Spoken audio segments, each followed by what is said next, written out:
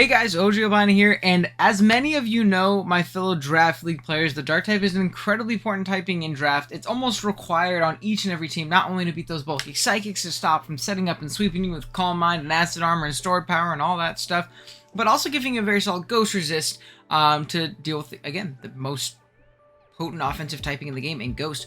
So today, what we're going to be doing for our next tier list is we're going to be ranking each and every Dark type Pokemon on their Draft League viability. Now, typically what I've done in the past is I rank the Little Cup. Don't drink Pokemon. I rank the Little Cup Pokemon as well. I won't be doing that in this one because I feel like the video just gets a little bit long and dragged out, and I know a lot of people aren't super interested in Little Cup. So if you guys would like to see Little Cup tier lists and things like that, let me know in the comments. Maybe we'll work one in every once in a while as well. But we're just going to focus on the fully evolved Pokemon. So if you guys do enjoy today's video, be sure to drop a like and sub to the channel. We're on our way to 1,000 subs, and it would really, I'd really appreciate it if you help me out along that journey. Now, with that being said, we can jump right in. First up, it sucks because we're really excited to do this tier list, and we have so many cool Pokemon to talk about. Dark types are amazing, but then we have to talk about Raticate first, which is pretty tough. Now, I actually have seen people use this before. I saw, I forget who it was. Someone I used to play with a lot in Gen 7, and I'm totally forgetting what their name was on Discord. They used to use Alolan Rat a decent amount, and they used it with Z, and it was pretty potent offensively, and it was really, really obnoxious to deal with in the grand scheme of things. I believe this thing gets Hustle, and it can throw off Z normals and Z darks pretty well and things like that. It gets Gluttony and Thick Fat and different things like that. But at the end of the day, it's still an Alolan Raticate. It has incredibly mediocre stats. Its best stat is its special defense, actually. And you want to guess how high it is? 80. It's just not very good. It has Thick Fat as well. So again, it has 3 very solid abilities potentially in draft. It's just not going to be the strongest in the world. You can get, I guess, strong stab, priority sucker punches, and quick attacks off, I suppose. You can knock things off, U-turn, things like that. It's better than regular Raticate. But at the end of the day, there are so many other Dark types that you can draft, even at or around this thing's price point, that I just don't think there's a real reason to ever draft this thing. Oh, and I want to mention too, I'm going to kind of be ranking them via what I think they're how do I say this? I just had it in my head how I was going to explain it. I'm not going to rank them obviously Tyranitar is better than, I don't know, Krookodile on a points tier, but maybe I personally value Krookodile more and what it offers at its price point opposed to Tyranitar. Now, obviously, I don't know if that's the case yet. We'll talk about it, but that kind of thing. So I'm kind of ranking them based on their value at the price point in which they are at. So we could have a top tier Pokemon in D tier and a bottom tier Pokemon in S tier. Rank them, how they are, considering the amount of money you got to spend on them, if that makes any sense. So, that being said, I figure that's the perfect Pokemon to kind of talk, or the perfect thing to talk about before this Pokemon, because I'm going to put Alolan Persian in B. I know a lot of people don't like Alolan Persian. It's very passive in a lot of matchups, in the sense that base 60 attack and 75 special attack, and most of the time you're using your base 60 attack, but Fur Coat and base 115 speed with access to Parting Shot and U-turn and knockoff and things like that makes this thing a phenomenal pivot. It's a really fast taunt as well. It gets foul play as well to deter physical setup. The amount of times I've had this thing around just to foul play a Mega Glade or something like that in the back is really, really clutch. And you can even go with weird Nasty Plot sets every once in a while, and Nasty Plot up, and potentially even be Technician. More so in Gen 7 when there was Hidden Powers and more options for that, but there's definitely, things you can do with it. It gets play rough for fightings and dragons, I guess. Depending on what they are, if they're 4 times weak, they might just die to that hit, which is nice. But again, it taunts, it U-turns, it parting shots. It is going to knock items off. It's going to foul play. It's going to toxic things. It's just a very big general nuisance. And I really like Alolan Persian as a kind of a mid-tier pivot, especially with setup threats in the back where I can parting shot in, get my free setup opportunities, and go to work. So, really good Pokemon. This next one is gonna hurt me, man. This is gonna hurt. I'm gonna put Alolan Muk in C tier. Now, if this was Gen 7, this thing would be an A tier for me. Easily. But it really, really got boned this generation. First off, with the removal of Pursuit. It was a very, very solid Pursuit Trapper. In Gen 7 when it had access to the move, alongside Poison Touch as an ability to potentially poison things with knockoffs and really high chance poison jabs, and Shadow Sneak for priority against the punching moves, and a bunch of different really cool options it can even boom. But the biggest nerf to this thing is the nerf to Gluttony, or not necessarily the nerf to Gluttony, the nerf to Super Berries. Now, if you don't know what the Super Berries are, Iapapa, why am I thinking of other than Iapapa? Wiki, Figgy, things like that. They were berries that previously I believe it was under 25% Guave, under like 25%, under 33%, you would get half of your HP back, which is, you know, pretty solid in a lot of Pokemon. A lot of Pokemon really enjoy them. They're also called pinch berries. The Rotoms really liked them. But mons like Muk and Snorlax, stuff like that, really enjoyed them with the ability Gluttony, because it was basically a free recover at the end of the turn. You get knocked down below half, and that berry activates at 50%, opposed to 33% like it would normally. So this, in conjunction with Curse and Recycle and things like that, made this Pokemon absolutely demonic to deal with, because you basically had a free recover, and as you start compounding those boosts and stacking those boosts, you're just continuously getting health back. You're also very bulky on the Spadef side, so it's pretty hard to break through you that way, with 105 HP and 100 Spadef. This thing was a quintessential dark type in the format. It seemed like it was so incredibly sought after. It was very hard to be able to draft and get consistently. I love this thing in Gen 7, but in Gen 8, it really fell off, in losing the potency with its like Curse Recycle sets, and again, losing Pursuit. It was pretty tough for Muk here, so I'm unfortunately gonna have to put it in C tier. It still definitely has some viability. It's great with an Assault Vest this gen still, especially with Poison Touch, really just spreading passive damage and just being a general nuisance. But again, it's just pretty tough to lose your those two big redeeming qualities that Muk you know, had in the previous generation. Okay, we're actually gonna have our first A tier Pokemon in Mega Gyarados. This is a Pokemon that I don't see drafted all the time, and it drives me insane, because I think it's amazing. This thing has the same bulk as the next Pokemon we're gonna look at pretty much in Umbreon, having 95 HP, 109 defense, and 130 Spadef. Now that's crazy, but then you'd keep in mind that this thing also has base 155 attack and access to Dragon Dance, and then Crunch and Waterfall for good stabs, and Earthquake, and a bunch of cool different options coverage-wise. Ice Fang if you know, play X bulky grass or whatever that may be. Iron Head, Power Whip for waters, which is a cool tool that I got this gen. Taunt as well. It can be Rest Talk Dragon Dance, which I think is a really terrifying set. Rest Talk Gyarados with Mono Stab is really tough to deal with, especially with Mold Breaker. You can go Mono Waterfall a lot of the time, or Mono Crunch as well, because Dark doesn't have any immunities. So I think that Gyarados is incredibly solid, especially pre-Mega being a regular Gyarados and having Intimidate and a ground immunity. Then you Mega up, and you obviously can just go crazy. It's also good in non-first turn Mega Leagues, because you kind of play the mind game of, do I click the fighting move on the regular Gyarados as it sets up a Dragon Dance, or do I click something else or switch out? As it Mega Evolves, it gets crazy bulk and either attacks me or Dragon Dances up. So this thing is definitely really solid. I like Mega Gyara a lot. I wish it was tried more. Next up, I have a bit of a controversial pick. I'm going to put Umbreon here in D tier. I really don't like Umbreon. I'll say it. I'm not a big fan of Umbreon. Well, I guess it's not even that big of a surprise. If you guys watched my most overrated Pokemon of each typing, I had Umbreon as the Dark type. I really don't like this thing's passivity. Again, it has that Mega Gyarados bulk, but base 65 attack, 60 special attack, meaning it's incredibly passive outside of, you know, the average foul play. It can Toxic, I suppose, but it's taunt bait, it's sub bait. It can be taken advantage of on incredibly passive turns where it's forced to Wish and then Protect in order to keep healthy, or it's forced into a Heal Bell turn or whatever it may be. So while this Pokemon, if not prepared for properly, is incredibly annoying to deal with, I'm just not the biggest fan of its passivity personally, and I personally wouldn't draft it as my Dark. I feel like it's very easily exploitable. Next up, we have a couple low tier NFE type mons. Murkrow, I'm also gonna put in D. I think it does have some viability with like Prankster and Eviolite being annoying, and like it's like Thunder Wave and I believe Tailwind and things like that, which can be annoying. What other moves does it get that it can really take advantage of with like Prankster? Let's look. Category, status. Prankster Defog, which I guess is nice. Prankster Taunt, which is, again, also really clutch. Prankster Whirlwind, that'd be cool. Prankster Haze, which, again, so, like, it has good defensive utility for a Pokemon at its price point. It's not the bulkiest thing in the world, even with an Eviolite, though. Only 60 HP, 42 in its defenses. So it's not the bulkiest thing, but also has a decent speed tier as well. And it's not the weakest thing in the world, too. Base 85 in both of its attacking stats isn't terrible. So I think it definitely has some viability. And what I'm actually going to do in this one is I think I'm actually going to, like, kind of rank these in order in their tier list as well. So I'll put Murkrow at the top of D tier 4 now. Next up, though, we have Sneasel, and I like Sneasel a lot.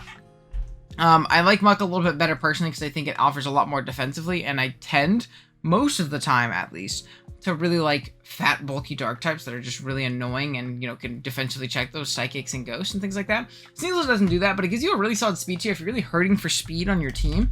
Sneasel's great in base 115, which is phenomenal. It can Swords Dance, it can knock off and triple axle, which is a great tool for it this gen. It can Ice Shard for priority. It can, again, I believe, fast taunt as well, which is always a very valuable tool. It can be Boots to avoid rocks, or it can be Band or Life Orb, which typically you're going to want a little bit more power out of your Sneasel because you only have base 95 special or attack. So you're going to want a little bit more attack out of it.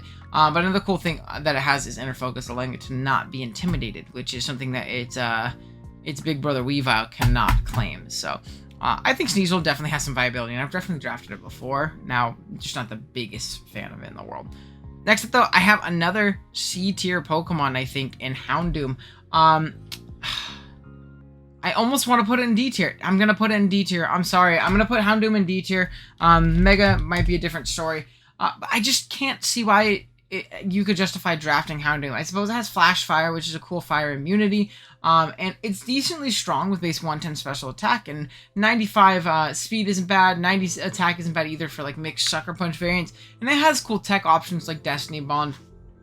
It can burn things with bullets. It can set up with Nasty Plot. It can even Super Fang with a goat. Attaboy, Houndoom. It's a really cool Pokemon, and I really like its design. But again, it's so frail. It's not fast enough. It's not strong enough. And it doesn't offer the defensive utility that I want out of a dark type. So personally, I'm going to put it down here, probably behind Umbreon, if I had to rank them personally. Okay. Next up, we have Mega Houndoom, which I'm actually going to put in C tier. And this isn't to say that Mega Houndoom isn't good, right? It's incredibly strong. I think Mega Houndoom kind of suffers from the same syndrome that a lot of other lower tier Megas do, in the sense that, like, yeah, 140 special attack, 115 speed, very strong. Solar power can be kind of nuts if you have a sun aspect to your team. This thing is an absolute nuke in the sun. Nothing switches into it.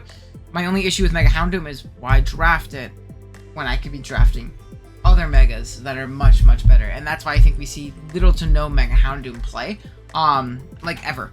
But again, it's solid in its own right. I really don't think it's that bad. And it's a Pokemon I would love to give a shot one day. So maybe I will, maybe I'll move it up to B tier, because there's actually the next Mega on this list is a Pokemon that I never thought I would draft, but then I ended up absolutely loving it. So, yeah, I'm gonna keep Houndoom in C tier, though. I think this is a fair place for him.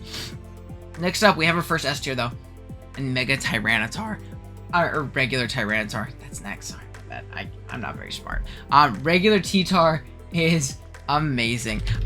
This Pokemon, obviously, it's a great Sand Setter. It's great with your Excadrill, whatever sand offense you really want to go with. It's a great option for it. But what I think sets T-Tar over the top is how good it is on pretty much almost every build. On its own, you don't need a sand aspect for this Pokemon to be phenomenal. The only bad stat we have is our speed in 61, and even then you still have speed a lot of fat things with, investment. And with that being said, this thing becomes a phenomenal rocker. It becomes this phenomenal band mon. It becomes phenomenal mixed. It's a Dragon Dancer Rock Polish Sweeper. It can be Assault Vest, probably in my opinion, my favorite Assault Vest mon in the game. Just the amount of astronomically crazy hits that you can live are insane on this thing. So again, it offers crazy utility, has an insane move pool, can sass things down with Thunder Wave and Toxic. You can be, again, offensive, defensive, Spadef, and do a lot of crazy things. So I personally, again, absolutely love T-Tar, and there's not really a bad matchup for it as well. The amount of 4 times effective fighting moves that you can live, whether it be non-stab physical moves or even Focus Blast while you're in the sand, you don't even need a Chople Berry for that shit. So I love regular T-Tar. I think it's a very solid sand setter too. I think it's the best sand setter in the format for like an Excadrill. My only issue is the reason I never draft T-Tar Drill is the fact that I feel like that is what my team is just sand, and I can't really afford enough other top tier threats, whereas I'd rather draft Gigalith with Drill just because it gives me more value out of my sand, and I can get, like a Lottie at the top tier or, something like that, I guess. That's how I would see it. But yeah, I love it a lot. Next up, I'm really torn, and I might end up moving it because I don't know how many other S tier dark types we're going to have. But I'm going to put T-Tar for now at the top of A tier, or Mega T-Tar. Now, the only thing with Mega T-Tar is it lacks a little bit less of that versatility, right, than regular Tar. In the sense that it can't run an item, so it's not as good of a sand setter. I do not like Mega T-Tar Drill at all. Not being able to run Smooth Rock. Now, you don't need to always run Smooth Rock when you have, like, Drill Sand offense. But not being able to is a big detriment to this thing when it comes to sand offense teams. and obviously not being able to run like a Chople Berry or a Choice Band or something like that can be detrimental in certain specific matchups. But this thing is amazing. That is the last bad thing I'm going to say. 164. Okay, let's go through the stats. 100 HP, 164 attack, 150 defense, 95 special attack, 120 Spadef.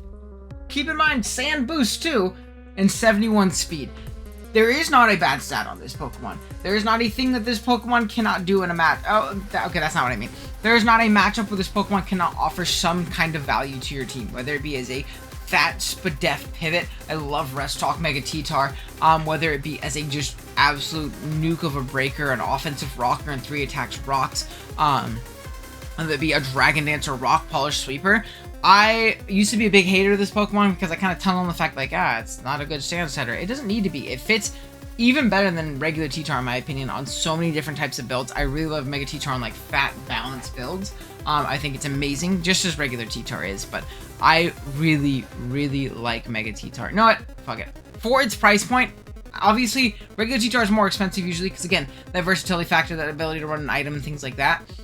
Mega T-Tar is so good for its price point, which is again typically much lower than you know, I think that its value indicates. Let's look. I'm gonna just kind of pull up like the Trick House doc from last season. Let's see where it was. Again, this isn't to say this is a bad spot for it, but yeah, at 13 points, that's the same tier that people are getting things like Azumarill in. I don't know. The same tier that people are getting things like Zoroark in. Actually, they have it at the same price point. So, you know what? I think it's fair to put in S tier. I really like Mega T-Tar. I think it's absolutely amazing. It sucks because now we have a terrible Dark type. We have Mightyena here. I'm going to go ahead and put Mightyena at the bottom of D tier. Personally, I'm not super big on this Pokemon. I don't see what utility it ever offers. And again, I don't think I'm crazy for thinking that. It gets Intimidate, I suppose, and it gets Sucker Punch like every other Dark type. But it's weak. It's frail, it's slow, it doesn't do anything. Its best stat is its attack stat in 90, and if your best stat is 90 in, like, you know, your stat spread, you're probably not too good at anything, so I'm gonna keep it down there. Shiftry's an interesting one, right? Because I have been done dirty by a Shiftry once before in my draft career, because it's actually really annoying on Sun, in conjunction with, good mixed attacking stats in 190, and again, I know I just said if 90 is your best stat, then you're doing something wrong. Obviously, 100 is not that much better, but I think that in conjunction with the fact that this thing can be Chlorophyll, it can be Swords Dance, it can be Growth, which is probably better in the Sun to kind of feign that that boost. You can be Solar Blade or Beam, you can be Heat Wave, you get Knockoff, obviously. You get Hurricane for outside of the Sun for some reason. If you want to throw off a Hurricane, you can throw off big mixed Leaf Storms. You can throw like a Life Orb Leaf Storm off, and then something Spadef Wall switches in to take it, and then you hit him with a nasty knockoff or something like that. You get good fighting coverage as well. I think this Pokemon is actually somewhat okay. I'm still going to put it in the D tier, but I'm going to put it behind Umbreon, I think, personally. Yeah. I think that's fair. And objectively, I feel like I have to put Murkrow behind Umbreon as well, even though I hate Umbreon, and I would draft Murkrow and Shiftry before I drafted Umbreon. I think objectively, it probably has to be there. Next up, though, we have Sableye. Sableye actually has decent value, in my opinion, as a low tier Mon. I'm going to put it in C tier. I'm going to put it at the bottom of C tier, actually. Just because I don't think that for its price point, it's the worst thing in the world. Prankster is just an incredibly valuable ability. Being able to get Prankster Recovers off, and Toxics, and Will-O-Wisp, which is, again, really, really obnoxious.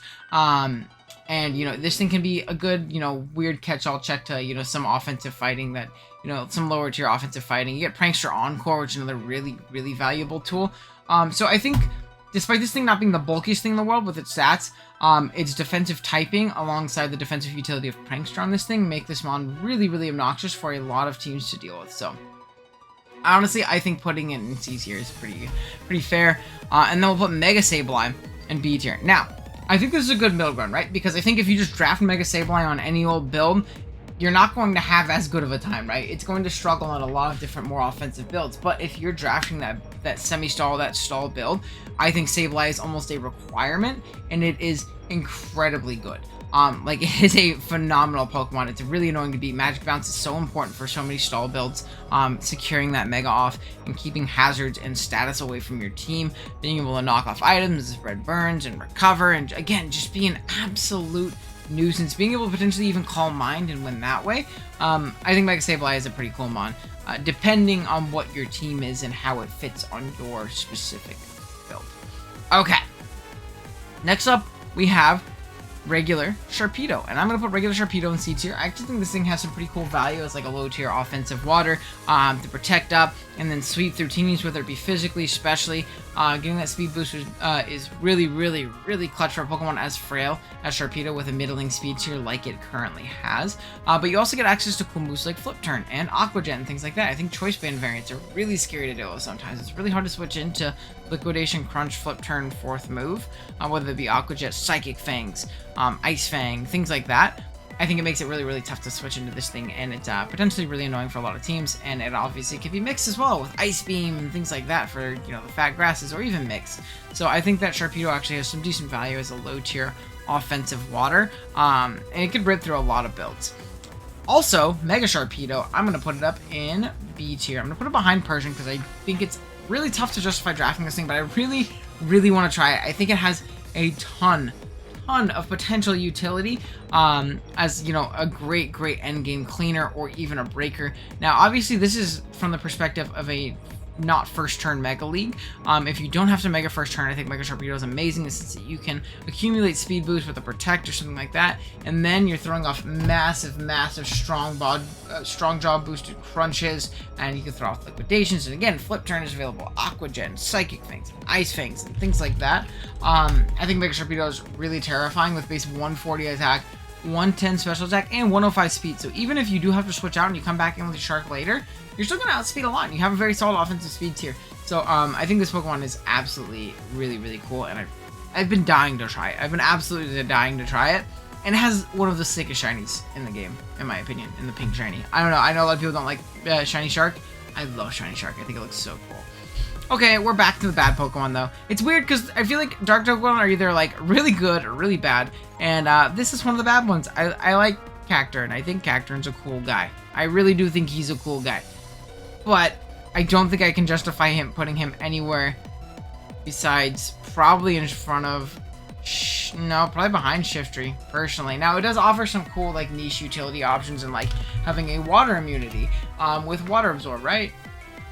Yeah, so it's like bulky water demolisher. It's very strong in 115 both of its stats, but it's very frail, it's very slow. So it might be able to prey on those waters, coming on those waters, and either throw off a big attack or throw off spikes, which is, again, very nice for it as well.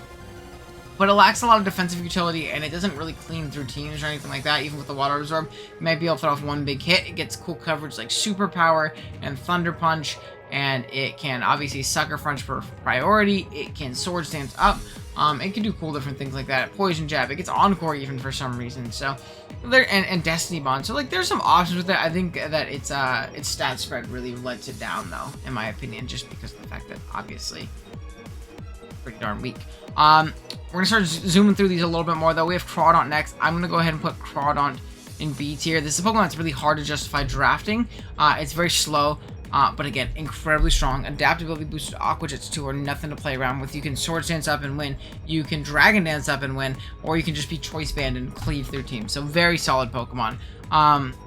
This is sad because, again, we're going to kind of go back to bad Dark types. What's up with Gen 3 and bad Dark types? Good lord. We're going to go ahead and put Absol here in D tier, most likely. Probably ahead of Shiftry is what I'm going to do. It's not the worst Pokemon in the world, but it's incredibly frail. It doesn't really find the setup opportunities that it really wants to. 130 attack though is really scary. Sucker Punch is great. You can Swords Dance up. You can be like Super Luck with like, you know, Scope Lens and get lots of crits and things like that.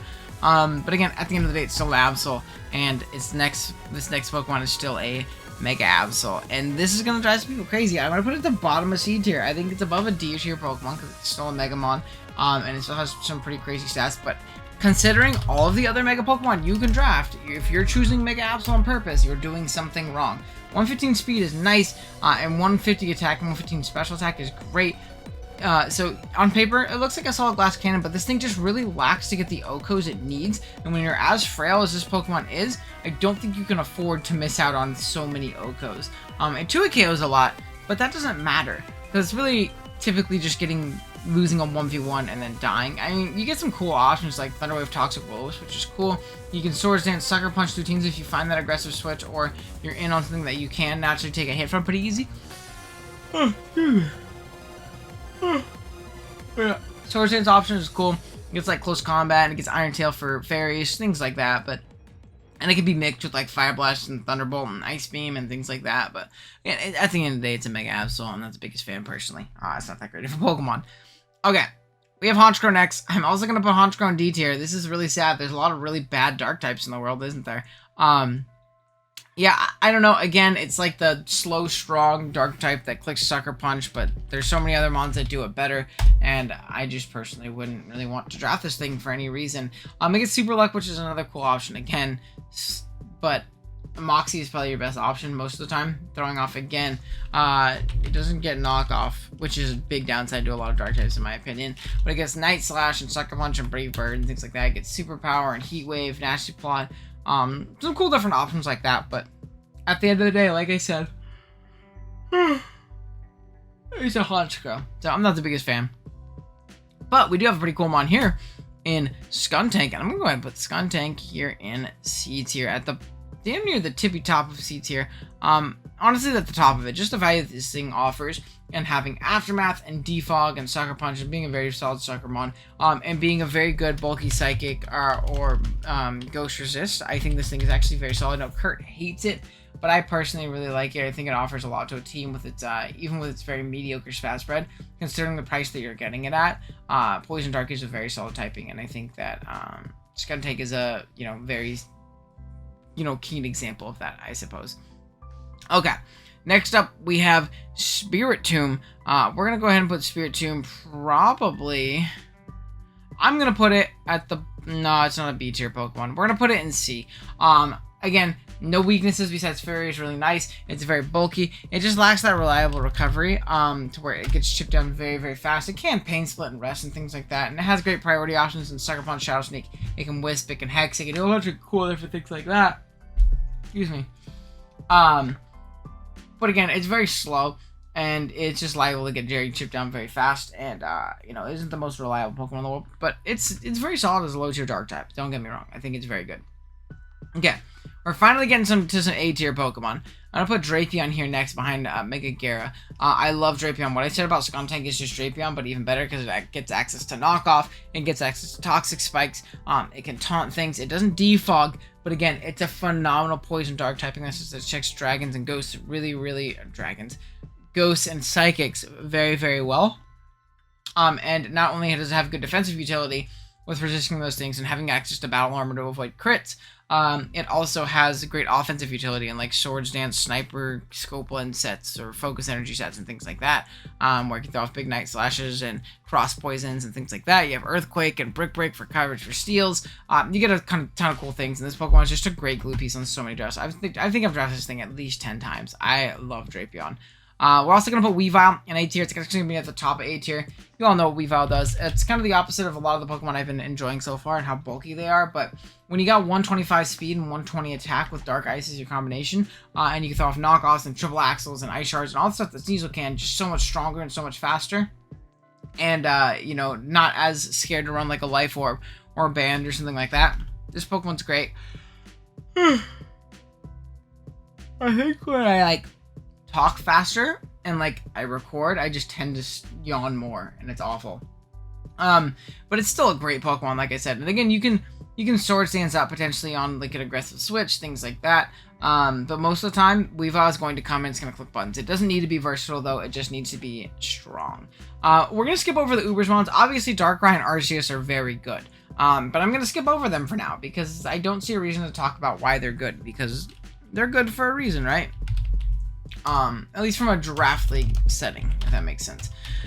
Next up, we'll look at Liepard here. And 106 speed isn't the worst in the world. It has Prankster as an ability with Thunder Wave and Encore and things like that. So what I think I'll do is I'll put Liepard at the end of C tier. I think there are plenty other better Prankster mons to draft, but I don't think that this thing has no utility. It gets Knockoff and U-Turn, and it, like I said, Encore and Taunt and Thunder Wave and Yawn and things like that, to where it can be a general nuisance, but obviously at the end of the day, it is still a Liepard, so I'm not going to pretend like it's an amazing Pokemon. We do have an amazing Pokemon here next, though, Krookodile. And this is tough whether I want to put this here or here.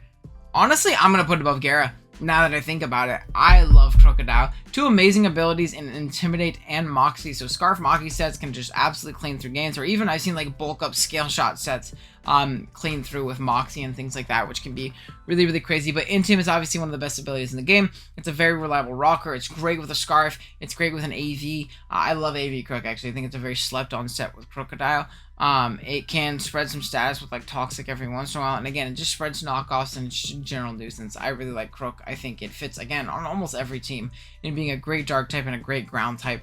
So it's an amazing mon. I don't think that's too crazy to say. Something that I do think is crazy to say is where I'm going to put this Scrafty. I'm going to put him at the bottom of A tier solely for the value that I think this thing offers for a team as a low tier dark type.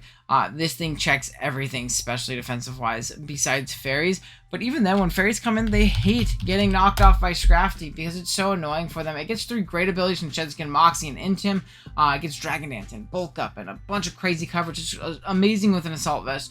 Rest Hawk is amazing. Rest with just Shedskin is amazing, like Rest Bulk Up 2 attacks. Very, very annoying. If you play a mediocre fairy, your Scrafty can kind of just run away with the game. And again, for its price point, I think it's an A tier Pokemon, no doubt. Maybe that's just me, but I do. We're going from that to a very controversial opinion. I'm going to put Zoroark in D tier. I think this Pokemon is incredibly gimmicky. It's incredibly frail, and when you see it on the builder, you know how your opponent is going to potentially use it. And I think you can play a little bit safely around to where you should never really get duped by a Zoroark too hard. And it's really only something that's going to work throughout the first couple turns of the game before any hazard drop or things like that. And because of that, I feel like people are a little bit more vigilant for that Zoroark early game. Every time I've drafted Zoroark, though, I've absolutely hated it. I do not think it's a very good Pokemon, personally. Okay. Next up, we have Bisharp. I'm going to go ahead and put Bisharp at the bottom of B tier. Jason's going to be very upset with me, but this thing offers decent utility. It's very strong. After a Swords Dance, this thing can just clean through teams.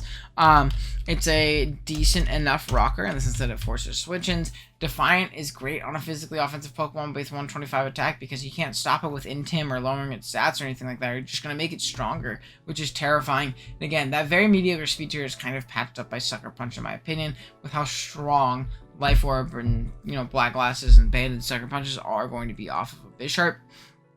You can also like Low Kick and Brick Break and things like that for good coverage as well.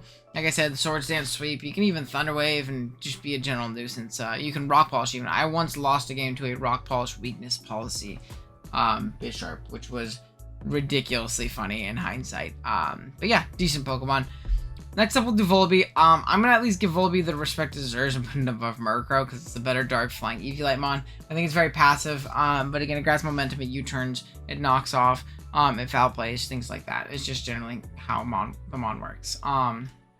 Yeah, nothing too crazy, unfortunately.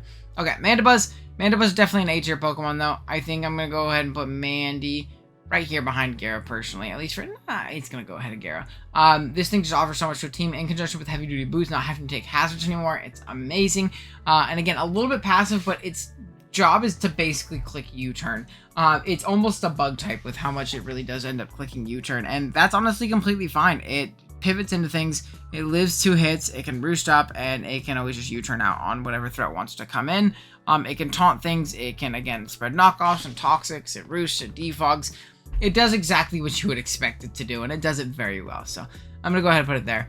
Next up, we're going to have Hydreigon here, and I'm going to go ahead and put Hydreigon in S tier. Actually, I think ahead of Cheetar for its price point. I love Hydra, whether it be Scarf, Specs. I got done dirty by a banded Hydreigon recently, which isn't as common, but it can run it, obviously. It can Dragon Dance, it can Nasty Plot. It can be Stall Breaker with like Taunt, Life Orb, Roost 2 attacks. It does so much, so well, and it's just a phenomenal Pokemon. Amazing coverage across the board. Very bulky, decent speed tier, and just absolute menace. And it's really good with something that just appreciates fairy types coming in and being passive, so you can bait that U-turn, get into whatever it might be, that Melmetal, that Gengar, whatever you might have in the back that appreciates fairies being forced in, and then you go to work. So Hydreigon is not only a great kind of offensive threat, it's a great facilitator of other offense, which I think is incredibly valuable. So great mon. We actually have another S tier, which is insane. I'm going to put it probably behind the T-Tars, but I love Greninja in Nat Dex Draft and in Gen 7. I loved it. It just spikes up. It throws off big, massive Hydro Pumps and Surfs and Dark Pulses. It can Water Shuriken for priority. It gets good coverage in like Ice Beam, Grass Knot. It U-turns around. It taunts. It's just a great, fast, strong pivot where you come in, you click a button, or you get up a spike and you get the hell out of there, which I think is incredibly valuable. I really love Gren. I could use this thing every single time I draft and play. And yeah, it's a great Pokemon. Hold on, I gotta I'm sorry, man. It's just been too busy. I didn't. Okay, there we go. Okay, next up we have Pangoro. I'll go ahead and put Pangoro in C tier. I think that's definitely a fair place to put this thing. It's very strong. This is Diet Urshifu. Urshifu's drunk uncle. Not the fastest Pokemon in the world, not the bulkiest Pokemon in the world, but it is a very strong Pokemon. Dark Fighting is just a ridiculous offensive typing, obviously via Urshifu, which we'll talk about later. And you have good coverage for fairies and like Gunk Shot and Iron Head and things like that.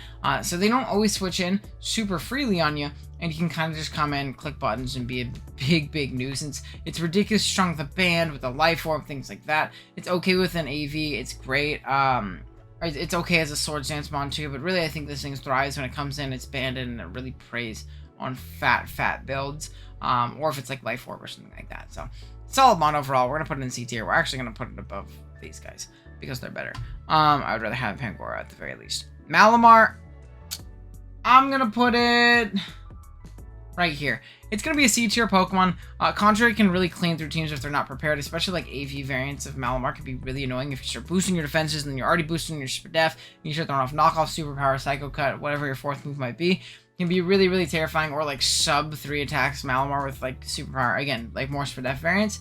It could be really terrifying to deal with, and a lot of teams just don't deal with it very well. So I like Malamar on specific builds. Now, it's not the most reliable Pokemon. It's not going to come every week, and being 4 times weak to U-turn kind of blows, but you know, I think it's something you can get past. Speaking of 4 times weak to U-turn, we're actually going to kind of just say the opposite of what I just said. I'm going to put Hoopa Unbound here in A tier, right behind Drapion. I recently just got the chance to try this thing for the first time. It's crazy it's Fall from Grace, because originally this thing used to be banned in a lot of Gen 7 leagues. People were like, this Pokemon is broken, it's too strong. The thing that holds Hoopa back, in my opinion, is its very low defense, and especially its very low speed tier and base 80. But 160 and 170 in your attacking stats, as well as 130 Spadef, is pretty insane. I really love Assault Vest Hoopa. This thing lives insane hits. I remember in the game I played recently, I didn't even have to EV to live a Mega Gardevoir max special attack Hyper Voice.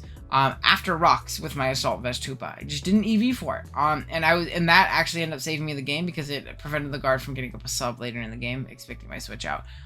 Because I lived and I didn't need it anymore. So I think that Hoopa is amazing in that sense. It can be great physically, especially it can be band, specs, scarf, like I said, AV. It can be life orb. It can even set up Trick Room potentially and try and win the game like that. Now with base 80 speed, it's not as good as like the baby form of Hoopa at doing so, but it's still good in general. It can also nasty plot, which is really terrifying. The only thing that also holds Hoopa back this gen is not only its bad speed tier, but its inability to boost its speed like it could with like Z-moves last gen. So I think that's pretty tough, but there are definitely ways in which you can kind of remedy that, whether it be with webs or, you know, just kind of using this as a bulky, fat, you know, balanced destroyer. So it's a great mod overall. I really like Hoopa. Next up, we'll look at Incineroar. There's only 2 dark types in Gen 7 that were like entered. What? That's insane. Regardless, let's go ahead and look at Incineroar. Incineroar is going to also be, I think I'm going to put Incineroar at the top of B tier, personally. It's a great Intimidate pivot, whether it be with like a Spadef AV set or like Spadef, what do you call it? Heavy duty boot sets, which is great. It gets U-turn and parting shot, so it's again a phenomenal pivot. I think a lot of time people though think they only can pivot with Incineroar and they're not allowed to click anything else. Whereas it's a pretty solid knock spreader and flare blitz. It's one of those Pokemon where whenever I play it, I realize, wow, I don't have a switch into Incineroar. This thing is a lot stronger than I remember. You can also go with like offensive variants like Banded or like Swords Dance and Bulk Up variants are pretty cool. Don't typically see them as much, but they're definitely not bad. So I think it's a cool Pokemon. Next up we have Guzzlord, and I think for its price point, I'm going to go ahead and put Guzzlord in, like, high C. Really solid Pokemon. I know Aquarius loves this thing. It's really fat, in the sense that it has a massive HP stat, and while its defense stats are pretty terrible, when you spec into them correctly and you know how to EV correctly, it can get away with living a pretty ridiculous amount of hits. I remember when I had this thing in ICP. I was like AV offensive, and I could very easily live 2 Azelf Dazzling Gleams. I think even after Rocks. I don't remember. I know it was at least 2 Azelf Dazzling Gleams. And that one has to be 125 special attack and is known for being a wall breaker. So this thing is very solid in that sense. It can be physical or special when it comes to its attacking stats with either like knockoff Dark Pulse and things like that. It gets Heavy Slam for fairies, which is a really cool option, as well as Gyro Ball potentially. Right? Yeah, for like faster ones if you end up playing a faster fairy. But even then, most of the time, Heavy Slam or Iron Head is going to do kind of the same thing. You can throw off fire moves, and again, Knock plus Dragon plus Fire, plus coverage for Fairy and either Iron Head or Heavy Slam, Gyro, or Poison Jab. It's pretty annoying to switch into. Yeah, it's a cool mod overall. And it always makes you think that one game where Leo got swept by a 4 attacks for Zellyberry Guzzlord off of lead, which is very funny to me. It's like one of the funniest games ever. Okay. I'm not going to waste my time. I'm sorry, I'm not going to waste my time in talking about Thievul. It's a Thievul. It's terrible. Do not draft Thievul or you're not my friend. That's it. I'm done. That's all I'm going to say about it. It's a genuinely awful Pokemon. Next up, though, we have Grimmsnarl. I'm going to go ahead and put Grimmsnarl. I think I'm going to go put Grimmsnarl in C. I know a lot of people really love the screens offense kind of approach that Grimmsnarl allows them to go. I'm personally not a fan of the playstyle, as well as the fact that I think Grimmsnarl is a terrible fairy type, and a terrible dark type in its bulk. It can Thunder Wave things, I suppose. It can go with like cool bulk up Rest Talk variants, and this is a Pokemon I've drafted before, but I feel like it just really lacks defensively where I want it to thrive, and it's not strong or fast enough to kind of make up for that like other like offensive dark types like Grin or Weavile or anything like that. So I'm gonna put it down there. I'm not a big fan. Obstagoon, though, is a Pokemon I really want to try, and I'm going to go ahead and put it at the top of B tier. I'll put it behind Incineroar. This thing, again, while it's a bad ghost-resistant immunity, and you kind of need to get either another normal or another dark type alongside with it, as a pure, strong wall breaker, this thing is insane. With a Guts boost, Facade, Knockoff, and Close Combat, it just doesn't have a Pokemon it can't 2-hit KO. It just doesn't exist at a point. Obstruct is a really cool tool as well, being able to get a -2 on anything that makes contact with you. -2 defense on anything that makes contact with you while you obstruct, which again just gives you more KOs. I once saw a really cool sub parting shot set that like bullied a Mega Sableye because it also gets access to Defiant and Reckless, and it was like a Defiant set from Josh. If you ever talk to Josh, you gotta have him show you the replay. It was the craziest shit. He's playing a Mega Sableye bounce team, who he's standing right next to actually. And Mega Sableye right here, he would go, "Hey, I have Magic Bounce," and the Obstagoon would click sub and then clicks parting shot, and the Sableye would bounce that back, but then Obstagoon had Defiant. And Obstagoon kept getting boosts, and everything else on the opponent's team was slower because it was like a fat balanced stall team, and it just ripped through. It was one of the cooler games I've ever seen. So definitely ask Josh to show you that replay. I think it was hilarious. But yeah, I think Obstagoon's great. It's a great pure wall breaker. It's also decently bulky naturally, so you will live hits. Obviously you just can't use it defensively because you're going to perpetually be burned in most matchups, unless you're like Scarf Reckless, which is a pretty dog shit set in my opinion. So very solid Pokemon though as a pure wall breaker. Or Pico, I'm also going to put you in D tier, my friend. I don't know what you particularly offer. Probably going to put you right here. I guess it can boost speed. It's annoying. It's an electric, so it bullies waters, I suppose. But it can't really switch into anything or find very tough opportunities to get in. So I'm not a big fan. Urshifu, though, is obviously going at the top of S tier. This Pokemon is a top 2 Pokemon in the format, and it is for good reason. This thing just doesn't have switch-ins. I love using it. I've won a championship with Urshifu, and I'm sure you've seen plenty of other people win championships with Urshifu. You just click Wicked Blow in close combat, and U-turn sometimes. And that's it. Doesn't matter if you don't predict the fairy coming in, you're still doing 35% to them, either forcing them into recovery or putting them into a KO range of the next hit after rocks if they like to not get up recover. So it allows for very, very aggressive offensive play from you if you have something that really bullies those fairy types in the back, because you either U-turn and catch them, or you force them into a recovery turn and you get into that Pokemon for free anyways. So like, it's a really, really great Pokemon. I absolutely love me some Urshifu. Next up, we have Gmole. I'm going to put Gmole at the top of A tier.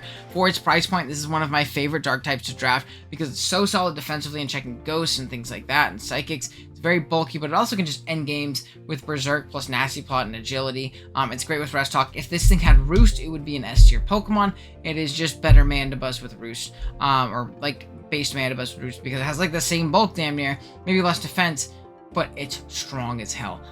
So I really like Galarian Moltres. I'm going to put it in A tier. And then these next 3, we don't really know much about them yet. Hisuian, Quillfish, Overqwil, and Samurott.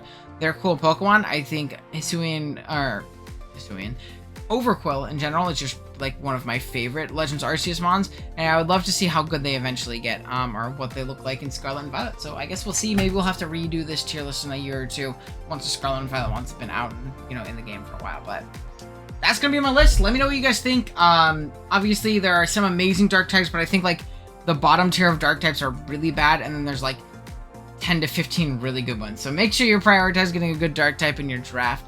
And yeah, with that being said, thank you guys so much for watching. If you enjoyed, drop a like, if you need to drop a sub, and I will see you guys next one. Adios.